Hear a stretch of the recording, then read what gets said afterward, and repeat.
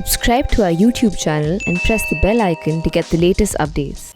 In this edition of Global Print, I'm going to go back into the past to look at the future, to look at how India has changed since it signed the Indo-Soviet Treaty 50 long years ago on the 9th of August 1971, right here in New Delhi.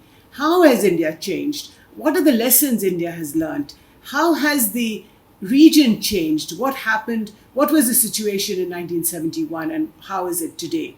But before I talk to you much more in detail about all these issues, dear viewer, I'd like to make an appeal to you. Please do click on the join button and become a subscriber to ThePrint. You need to pay only very little money, rupees 159, but you get an array of benefits that non-subscribers don't have. You have been supporting ThePrint over these last several months of the pandemic. We have brought to you the best news videos, the best stories. So please do continue to support us. So pay a little bit, get access to our free, fair and unhyphenated journalism, and do continue to support ThePrint in its endeavors. Now back to my column, Global Print, and you can read the column on the website, of course.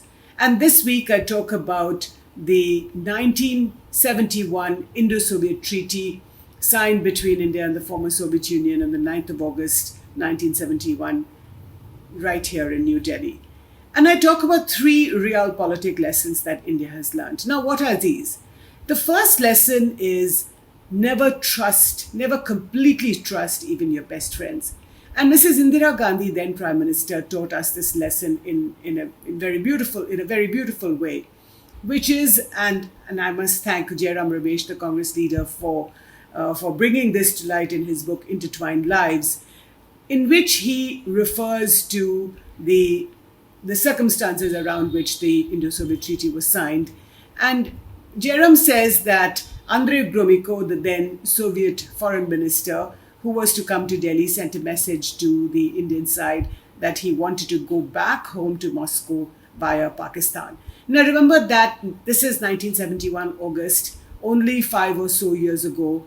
The Soviets had brought both India and Pakistan, the leaders of both India and Pakistan, to Tashkent after the 1965 war. So Ayub Khan and Lal Bahadur Shastri, unfortunately, Shastri died of a heart attack in Tashkent.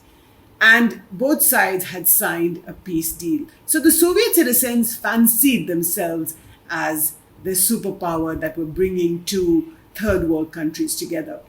So similarly, in August of 1971, Andrei Gromyko, who elsewhere at the United Nations Security Council actually was known as Comrade Niet or Mr. No, said to India that he wanted to go back via Pakistan, and Mrs. Indira Gandhi, as Jairam Ramesh tells us in his book, was quite upset about it. So she sent a message to Moscow that if Gromyko wants to come and go back via Pakistan, then he needn't come here at all.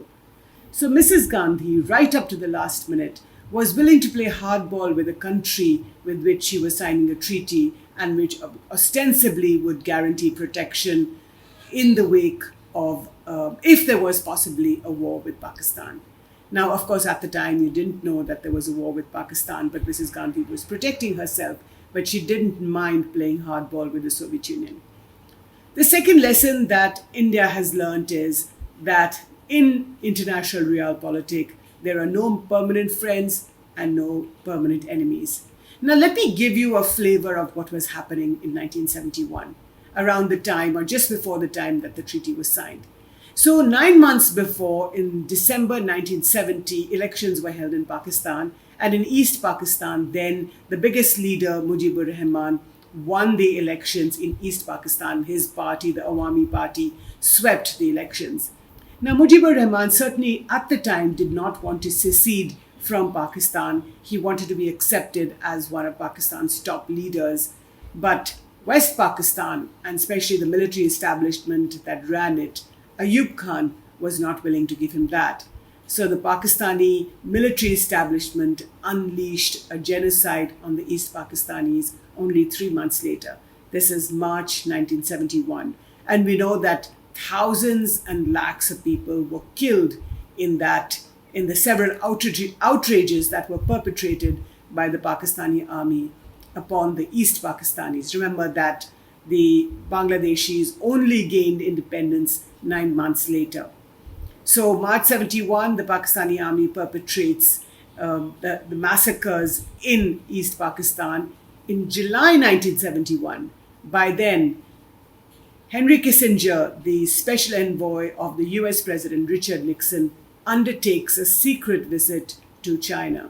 Obviously, Nixon wanted an opening into China and used Kissinger to do that. And how did that happen? We all know that Pakistan is the country that facilitated such a visit. So just look at the international powers and how they are arranged in August of 1971. The US, Pakistan, and China on one side, and India and Soviet Union and the former Soviet Union on the other. But cut to the present and see how things have changed. Today, US and China are completely ranged against each other. In fact, both the Americans and the Chinese use every opportunity to get at each other, whether it's investigating the origins of the coronavirus, and you know that the US President Joe Biden has ordered an inquiry into that, or the competition at the recently held Olympics in Tokyo. The US just edged out China with 39 goals to Chinese 38, winning 38 goals. The overall tally was 118 medals for the US versus 88 medals for China. So today the US and the Chinese are ranged against each other because the Chinese want to become global power number one, and the Americans certainly don't want to relinquish that place. The Pakistanis, well, Pakistan and China remain the fastest friends. In fact, politicians describe the relationship that they have as one being higher than the mountains, deeper than the seas, and sweeter than honey.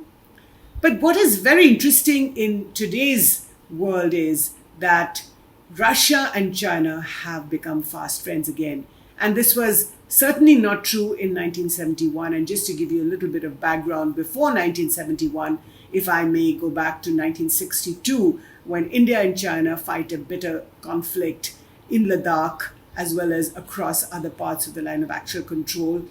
This happened in October of 1962. 1 month later, the Cuban Missile Crisis takes place, and the Soviet Union and Chinese, both Marxist-Leninist brothers, if you like, split over the handling of the Cuban Missile Crisis.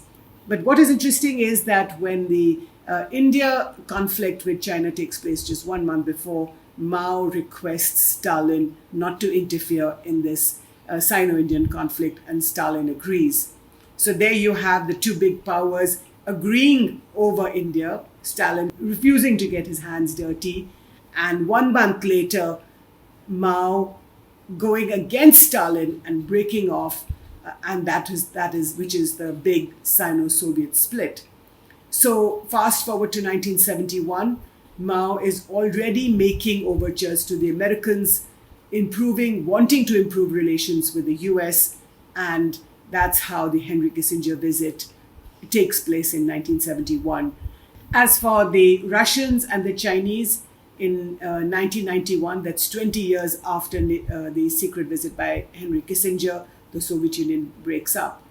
And in 2001, a much weakened Russia signs a treaty of friendship with the Chinese. Now, what is quite interesting is that Article 9 of the Russia-China Treaty is actually very, very similar to Article 9 of the Indo-Soviet Treaty of Friendship and Cooperation. In fact, the Article 9 of the Indo-Soviet Treaty enjoined both countries to protect each other in times of threat.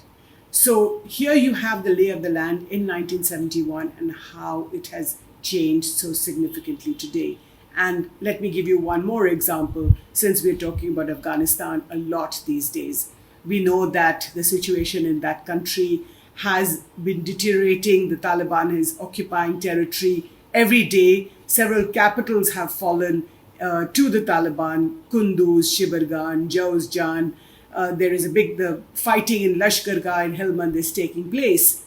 But what is fascinating is that Russia, which, as you know, the former Soviet Union also held sway over Afghanistan from 1979 to 1989 for 10 long years, but they withdrew bloodied and bowed. They were not able to stay on longer than that because the Afghans fought back with a lot of help from the Americans.